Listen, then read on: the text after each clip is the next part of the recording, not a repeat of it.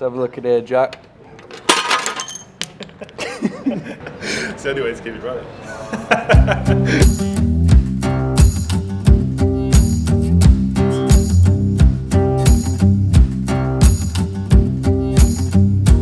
Hey guys, I'm Jack from Jack's Motorcycles. Today we're at the bike shed with my 1935 Ariel 350. So this may not look like a custom bike, but back in the 30s this is what was considered to be completely custom.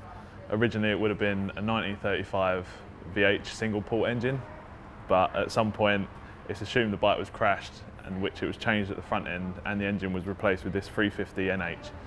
The actual frame itself has been stamped twice. Originally it was pre-war, and then afterwards it was re-registered in 1956 after being sold up in London.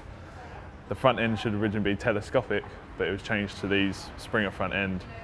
The paint, we're not sure if it's original or not, and to be honest, I don't really know what the numbers are about, but it's a lot of fun to ride around town, and if you come in closer I'll show you some better details. So yeah, starting at the front of the bike, as we said, it's thought that maybe the bike had been in an accident or something like that, because the front end's originally swapped from the girder forks that should be on it to this Springer system. It's all adjustable, though it doesn't really make much difference. Along with the front brakes, nigh on pointless. It basically doesn't do anything. It's just kind of there for show. If you come up, this is the original headlight, which has got the old wartime light guard, so bomber planes can't see you. And to be honest, it works some of the time, but obviously not today. Moving back, it's got the original Smith's gauge on it. It's quite cool actually, it does work. I had it rebuilt, so it actually reads correct and it's quite cool the way it moves. All the levers are original, they're brass. This is your choke.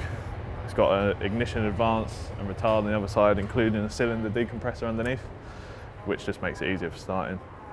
The paint on the tank, I think it's original because it kind of looks old enough with its cracking and splitting. And to be honest, this number, I don't know what it means, and I don't really know if it means anything at all, it's just for show. Coming down, the engine, that was swapped out for the VH engine that was originally in it. So now it has this NH engine, and it's pretty good actually. It runs fine. I had it converted to 12 volt and changed it to a coil ignition system. But also the gears, apart from being on the wrong side of the bike, it's actually 1 up and 4 down, and your neutral is just that little white arrow. But yeah, it looks pretty cool. It's all kind of worn out. It's got the original exhaust, which is a bit rusty, but it still works fine. This is your toolbox. It's got everything you probably need for the whole bike. You can get plugs out, rebuild the carb, whatever you need to do. Sprung seat. This is original again, but I suppose you could call it a hardtail, though they never used to do that. Underneath is some wiring that's a bit questionable, and that will be sorted out for another day. Back, again, rear wheel, just same as normal, nothing special there. Still got my Mali Mile sticker on it, because I race this at the mile. Again, Dan will throw some more pictures up of me racing, get some BSAs and some Hondas. Number plate, again, little tail light. It's maybe questionable now, but it works fine. And someone hand painted it at some point.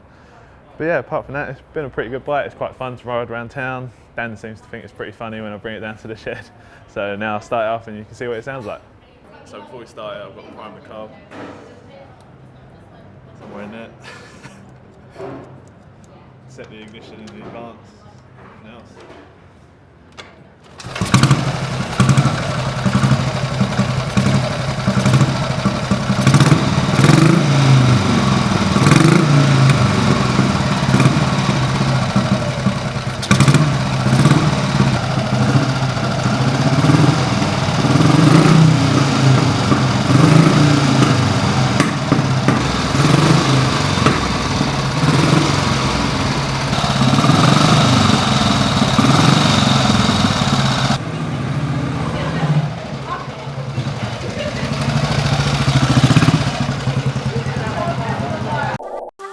The oil on the floor. Ready.